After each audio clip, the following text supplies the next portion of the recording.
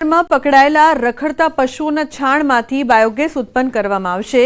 અમદાવાદ મહાનગરપાલિકાએ શરૂ કર્યો છે પ્રોજેક્ટ। ગુજરાતની પહેલી મહાનગરપાલિકા છે જેણે આ પ્રોજેક્ટ શરૂ કર્યો છે। ગાયના છાણમાંથી બાયોગેસ પ્લાન્ટ શરૂ કરાશે। હાલ કરુણા મંદિરમાં દૈનિક ધોરણે 2500 કિલોગ્રામ જેટલું છાણ ગ્રીન વેસ્ટ જનરેટ થાય છે। છાણમાંથી રિસોર્સ એનર્જી રીયુઝ કરીને છાણમાંથી વિવિધ પ્રોડક્ટ્સ બનાવવામાં આવે છે। ઝીરો વેસ્ટ સિટીની દિશામાં મહત્વપૂર્ણ યોગદાન બની રહેશે। બાકરોલ અને દાણી લીમડા આ બંને કરુણા મંદિરમાં 1130 જેટલા ગૌવંશ હાલમાં રાખવામાં આવે છે, જેમાંથી 2500 કિલો જેટલા દૈનિક ધોરણે છાણ જનરેટ થાય છે। આ છાણમાંથી વિવિધ પ્રકારની પ્રોડક્ટ્સ જેવી કે છાણા, ટિક્કી અને સ્ટીક આવું બનાવી અને સ્મશાન તદુપરાંત વૈદિક હોળી આવા પર્વ નિમિત્તે આપવામાં આવે છે। કડીમાં અંડરપાસમાં ડૂબવાથી એક મોત થયું છે, જેને લઈને લોકોમાં વિરોધના સૂર ઉઠ્યા છે। કડી તાલુકા જન આંદોલન સમિતિએ પાલિકા સામે રોષ વ્યક્ત કર્યો છે। કડી અંડરપાસમાં માત્ર 2 ઇંચ વરસાદમાં પાણી ભરાઈ ગયું હતું। પાણી ભરાતા લોકોને પણ ભારે હાલાકીનો સામનો કરવો પડી રહ્યો છે। પાલિકાને અનેક રજૂઆત છતાં પણ કોઈ નિરાકરણ આવ્યું નથી, જેને લઈને નાગરિકોએ જન આંદોલન કરી આવેદનપત્ર આપ્યું છે। સ્થાનિકોની 5 જેટલી માંગણીઓને લઈને આવેદન આપ્યું છે, જેમાં અંડરપાસ, રેલવે ફાટક, ઓવરબ્રિજ સહિતની વિવિધ માંગણીઓ કરવામાં આવી છે। કડી પાલિકા હદના તમામ બિસ્માર રોડ પર રિપેર કરવાની માંગ કરી છે। અમે કડી નગરપાલિકાને હેવી પંપ વસાવવા માટેની એક રજૂઆત કરેલી હતી। એ રજૂઆતનું આજ સુધી નિરાકરણ આવ્યું નથી। એના કારણે એક હેવી પંપ તાત્કાલિક વસાવવા માટે એક બીજું ટેમ્પરરી ઓપ્શન તરીકે રેલવે વિભાગ પાસે ઓવરબ્રિજની માગણી અથવા ટેમ્પરરી બ્રિજ ભરાય તો ટેમ્પરરી ફાટકની માગણી। જે સંદર્ભે આ રજૂઆત જે છે એ ખરેખર અમારે ઉપલી કક્ષાએ જો મોકલવાની થાય તો અમે આજે સત્વરે એને મોકલી આપીશું। બીજું એટલે તાલુકા વહીવટીતંત્ર તરફથી પણ ભવિષ્યમાં પણ આવી કોઈ ઘટનાઓ ન બને તે સંદર્ભે અહીંયાથી પણ જેટલી અમારે નગરપાલિકા કે જે બીજા વહીવટીતંત્રને જે ખરેખર જે આપણે એક્ટિવ કરી શકીએ તે દિશામાં અમે ચોક્કસ પ્રયાસ કરીશું। અરવલ્લીનું મુખ્ય મથક કહેવાતા મોડાસામાં 4 વર્ષ પહેલા વોટર એટીએમ મૂકવામાં આવ્યા, જેની પાછળ લાખો રૂપિયાનો ખર્ચ થયો। ગામડાના લોકો અને શહેરના જરૂરિયાતમંદ લોકોને પીવાનું ઠંડુ અને શુદ્ધ પાણી મળી રહે તે આશયથી શહેરના 4 રસ્તા પર તેને ઓઘારી તળાવ પાસે નગરપાલિકા દ્વારા વોટર એટીએમ મૂકવામાં આવ્યા, પરંતુ આ એટીએમ યોગ્ય મેનેજમેન્ટના અભાવે ધૂળ ખાઈ રહ્યું છે। આ એટીએમ મશીન શોભાના ગાંઠિયા સમાન બન્યા છે। જ્યારે વોટર એટીએમ મુકાયા ત્યારે લોકોમાં આનંદ છવાયો હતો, પરંતુ તે પણ થોડા સમય પૂરતો જ હતો। ત્યારબાદ થોડા સમયમાં વોટર એટીએમ મેનેજમેન્ટના અભાવે બંધ હાલતમાં જોવા મળી રહ્યા છે। ત્યારે જલ્દી આ વોટર એટીએમ શરૂ કરવામાં આવે તેવી માંગ કરાઈ છે।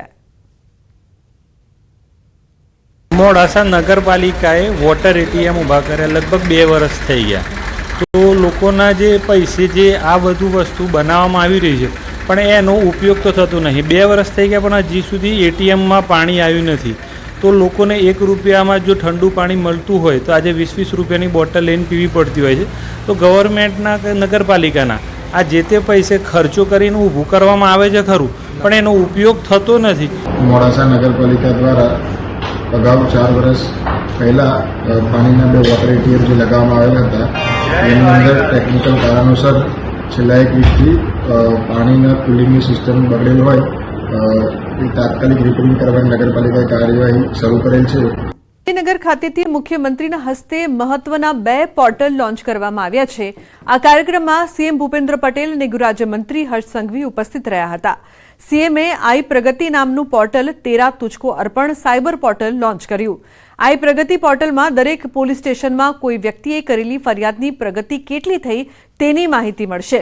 ફરિયાદ દાખલ થાય ત્યારથી લઈને કોર્ટમાં ચાર્જશીટ દાખલ થાય ત્યાં સુધીની માહિતી મળી રહેશે। ગૃહરાજ્યમંત્રીએ કહ્યું કે ગુજરાતમાં આ પહેલું રાજ્ય છે જેમાં 2.25 લાખ બેંક એકાઉન્ટ અનફ્રીઝ કર્યા અને લોકોને તેનો લાભ મળ્યો છે। 1.5 લાખ રૂપિયાના એકાઉન્ટમાં હોય અને 5,000 રૂપિયાનું કોઈના ખોટા રૂપિયાના એકાઉન્ટમાં નખાઈને કોઈ બીજા રાજ્યના કારણે એનું એકાઉન્ટ સીઝ થઈ જાય અને એ આખું એકાઉન્ટ એને અનફ્રીઝ કરાવવા માટે દરરોજ જે ધક્કા ખાવા પડે એ ધક્કા ના ખાવા પડે તે માટે ગુજરાત આ દેશમાં પહેલું રાજ્ય છે જે રાજ્યમાં 2.25 લાખ આવા એકાઉન્ટો અનફ્રીઝ કરી લીધા. મુખ્યમંત્રી કહ્યું કે આજે ખુલ્લા મૂકેલા પોર્ટલના કારણે નાગરિકોને ખૂબ ફાયદો થશે. રાષ્ટ્રીય અને આંતરરાષ્ટ્રીય બજારમાં ટેકનોલોજીનો ઉપયોગ વધવાનો જ છે. આ પોર્ટલ દ્વારા નાણાકીય સાયબર ક્રાઇમને લગતી ફરિયાદોના આધારે ફ્રીઝ થયેલા બેંક ખાતાને પુનઃ કાર્યરત અને અનફ્રીઝ કરવા માટે નાગરિકોને સરળતા રહેશે. આપણે આજે ટેકનોલોજીની મદદથી પોલીસ અને નાગરિકો વચ્ચેનો સેતુ. મહાનગરપાલિકાની ઘોર બેદરકારી સામે આવી છે. પીવાના પાણીની લાઈન નાખ્યા બાદ રોડ જ ન બનાવ્યો. ગેસના બાટલા ભરેલો ટેમ્પો રોડમાં ખૂપી ગયો. પાણીની લાઈન નાખીને માત્ર માટીથી રોડ પૂરી દેતા દરરોજ કોઈક ને કોઈક વાહનો ફસાઈ રહ્યા છે. સિંગલ લાઈન થઈ જતી હોવાથી વારંવાર ટ્રાફિક જામ, વાહન ફસાઈ જતા સ્થાનિકો રોષે ભરાયા છે. પાલિકા સામે સ્થાનિક દુકાનદારોએ રોષ પણ ઠાલવ્યો છે. અહીંયા પ્રી મોન્સૂનના હિસાબે આ લોકોએ કંઈ કામગીરી ચાલુ કરેલી છે. આજે 1.5 મહિનાથી અમે બહુ પરેશાન થઈએ છીએ અને અમે પૂરેપૂરો ટેક્સ ભરીએ છીએ તો પણ આ લોકો કંઈ અમારું સાંભળી નથી શકતા. મ્યુનિસિપાલિટી વાળા પૂરેપૂરો પગાર લે છે તો પણ કામ પૂરું નથી કરી રહ્યા. બહુ સમયથી કામ ચાલુ છે ને આ કામ પૂરું થતું નથી. એસએમસીનું કામ પૂરું કરવાનું કીધું છે હીરાબાગ સુધી 30/5 સુધી ને અહીંયા સુધી જ અહીંયા પૂરું કર્યું છે ને અડધે કામે રોકી દીધું છે. 15 દિવસથી કામ બંધ છે ને અહીંયાથી ગાડીઓ હટાવી દીધી છે ને દરરોજની ગાડીઓ અહીંયા ફસાય છે. અમારા આજે ધંધા રોજગાર આજે ખલાસ થઈ ગયેલા છે. એસએમસી વાળાએ આજે 1 મહિનાથી કરે છે કામ તો કંઈ પણ વસ્તુ થતી નથી. એમને ખાડા એમને પડ્યા છે, અંદર વાહનો ફસાય છે ને લોકોને તકલીફ છે. લાભ તુરંત સત્વરે કામ કરી અને ખાડા પૂરીને રસ્તો ચાલુ કરવા વિનંતી. તો ભરૂચના દબંગ સાંસદ મનસુખ વસાવાનો વધુ એક વિડીયો સામે આવ્યો છે. ભરૂચના ઝઘડિયામાં રસ્તામાં નિર્માણ કાર્યમાં હલકી ગુણવત્તાનો માલ સામાન વપરાતા રોડ પરનો ડામર પગથી ઉખાડતા ખૂબ જ સરળ રીતે નીકળતો જોવા મળી રહ્યો છે. ત્યારે આ સ્થળ પર પહોંચી સાંસદ મનસુખ વસાવાએ કોન્ટ્રાક્ટરની ઝાટકણી કાઢી. રોડ પરના ઉખડતા ડામરનો વિડીયો પણ વાયરલ થઈ રહ્યો છે. સાંસદ મનસુખ વસાવાએ રોડની કામગીરીને લઈને પણ કેટલાક સવાલો ઉઠાવ્યા છે.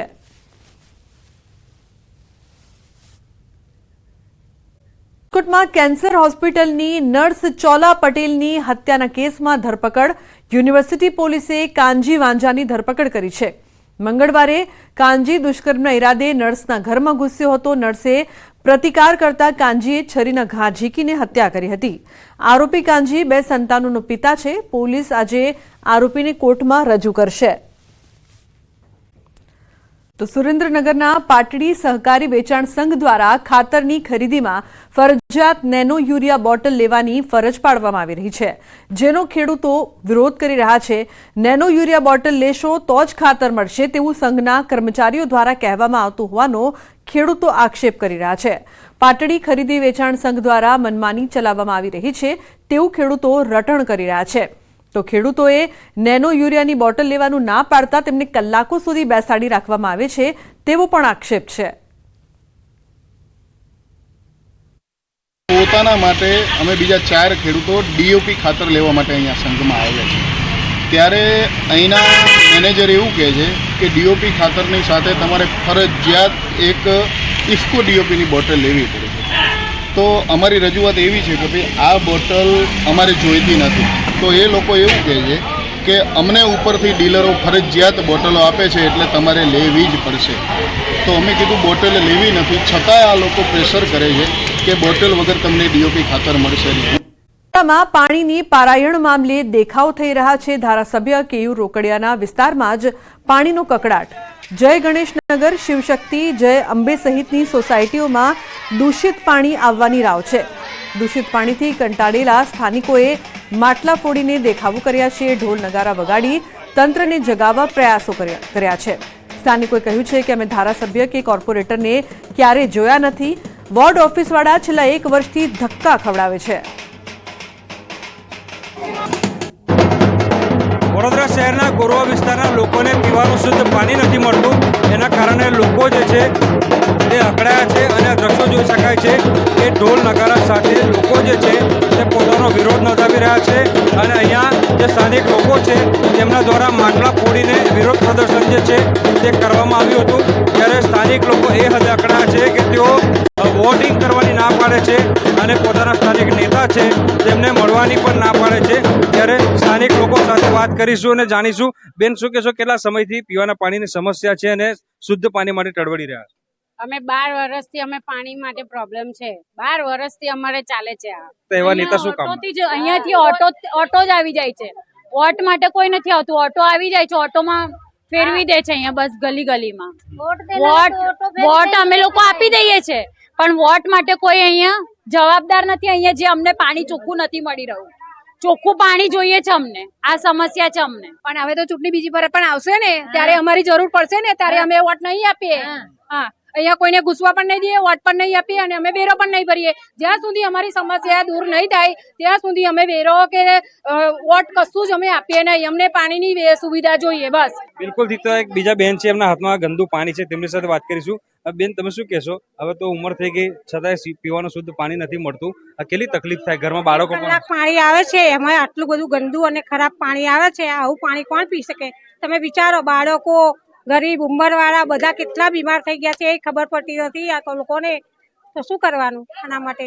બિલકુલ, તો લોકો બીમાર થઈ રહ્યા છે। બીજા દ્રશ્યો બતાવીશું કે જોઈ શકાય છે કે લોકો એ હદે કંટાળ્યા છે કે ઘરમાં રહેલા માટલા ફોડી નાખ્યા છે। લોકોને કેવું છે કે પાણી જ પીવાનું નથી આવતું, તો પછી માટલા રાખીને શું કામ છે? એટલે સ્થાનિક લોકો અનેક વખત રજૂઆત કરી ચૂક્યા છે વોર્ડ કક્ષાએ, પરંતુ તેમની સમસ્યાનું સમાધાન આવ્યું નથી। અને આશ્ચર્યની વાત એ છે કે એના જે સ્થાનિક લોકો છે તેઓ પોતાના ધારાસભ્યોને ઓળખતા નથી અને કોર્પોરેટરને ક્યારે જોયા હતા એ પણ સ્થાનિક લોકોને ખ્યાલ નથી।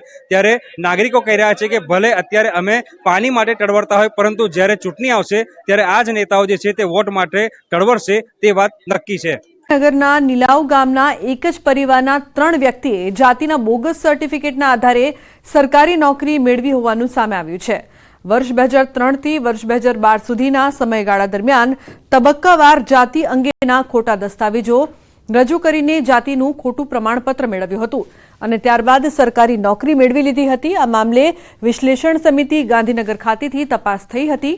ત્યારબાદ વિજયનગર મામલતદારને ગાંધીનગર ખાતેથી ફરિયાદ દાખલ કરવા માટે સૂચન કરવામાં આવ્યું હતું, જે મામલે આ 3 વ્યક્તિઓ વિરુદ્ધ ફરિયાદ દાખલ કરવામાં આવી છે।